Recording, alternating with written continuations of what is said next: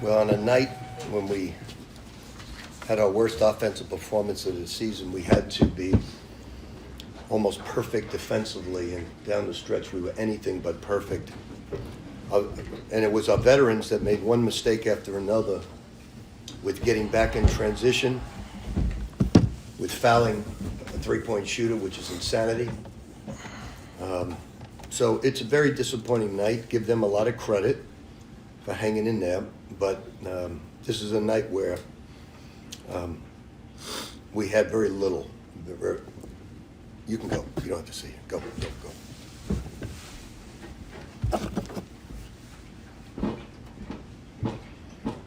Questions?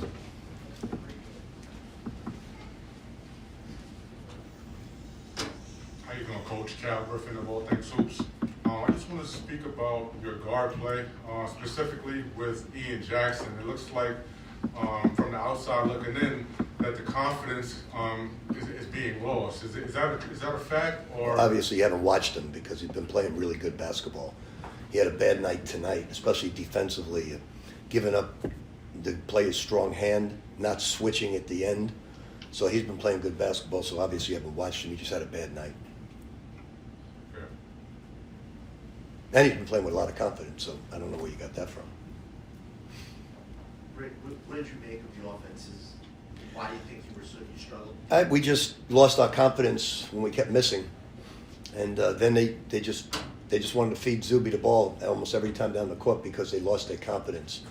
I mean, you got one player that's 1 for 12, you got another player 1 for 8, another player 1 for 4, another player 3 for 13, and it was just a one-man show tonight. Only one guy had it, so you had to be. Look, every now and then, not this type of night, you're going to have a night like this. Even the crowd was like 50% Providence, which was disappointing. It was disappointing by us, disappointing all the way around, and now our backs are to the wall very early in the season.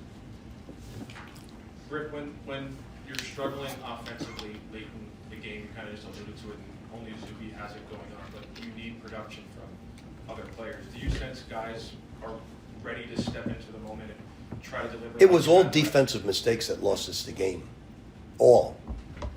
Zuby not getting back, Dylan not blocking out, down 2 points and not getting back and getting broken down. Two guys missed a shot, and a guard comes up with the rebound, fouling the three-point shooter. So we still had a 5-point lead. So it's all the defensive mistakes. Ian not switching when we're in a one defense. So it's all defensive breakdowns. You didn't have a good night, and everybody got tight because they were missing. But regardless, you still have a 5-point lead, and if you play great defense, you could win the game. Rick, you used the phrase "back to the wall." What is the avenue out of this situation for you? Like I said, we're going to lose games. We shouldn't have lost tonight, but we're going to lose games. This is not last year's team. I said it all along. We have high hopes, but what I'm noticing right now is a team that has a lot of frailties, and it showed tonight for the first time that guys just worried about the missed shot rather than just being meticulous about scouting, because we did some things from a scouting standpoint we haven't done all year. Do you see a particular thing that you really want to drill down on to get them out of this back to the wall situation? You got to win. I mean, when I say back to the wall, it's because our record's not good. We lost at home, so it's not a good situation. But we got to dig out. Our veterans did not make good defensive plays down the stretch. You can't foul a three-point shooter. That's insanity. And he did foul him. So you can't not block out with a 2-point game. You can't get beat over top. You can't make a turnover on a high-low and be short. So it was a collective bunch of guys that just had a bad night, and we'll get ready for anybody in this league can beat us. Anybody. There's not a team in this league that can't beat us. We had to play all out to beat DePaul. So there's not a team that can't beat us. Providence got a lot of talent, and they showed it down the stretch and making big shots. Rick, in terms of closing out, obviously, that's the one area this team seems to struggle with, is second half, end of the game, being able to come together.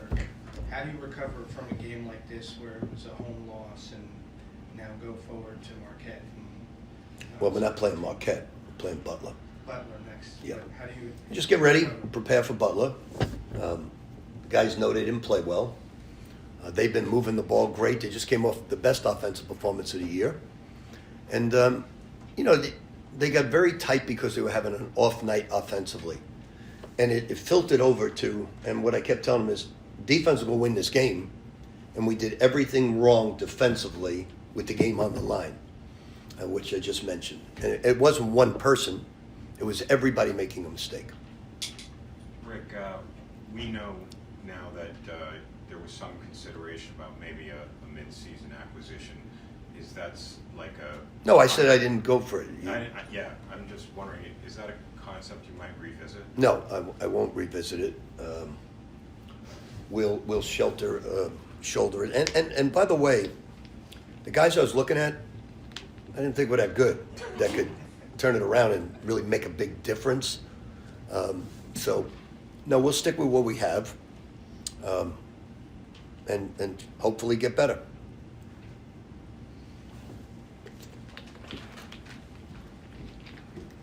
Rick, early last season, you talked about the transfers that you brought in, needing them, like having to learn how to win because they came from programs that necessarily didn't win a lot.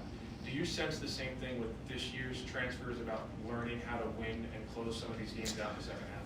Said it all along. These guys are great guys. They just had an awful night collectively, except for Zuby. Every single player had their worst night of the season. And it mushroomed into overflowing with the defensive mistake. I can live with the fact that you have an off night. I can't live with the fact that you made those defensive mistakes at the end of the game. That's not switching, not blocking out, fouling a three-point shooter, getting beat one-on-one with a crossover move. All those things are extremely bothersome because the game is on the line. So they'll learn maybe a valuable lesson down the stretch. It's going to get us a victory by digging in. But look, we just came off our best offensive performance where everybody was thinking this is now a great offensive team. And tonight we started out, anytime Zuby's your outside threat, you're in trouble. You're in trouble. So we're not going to get down. We're going to try to get better. But like I said all along, this is a good, decent team.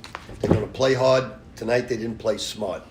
And it cost us. But you got to give Providence a lot of credit for the way they played, making big shots, doing good things. And they deserve a lot of credit because they lost 2 really tough overtime games. And they came back from a 2-week break without playing, and they were ready to play tonight. So you got to give them a lot of credit. All right. Happy New Year, everybody.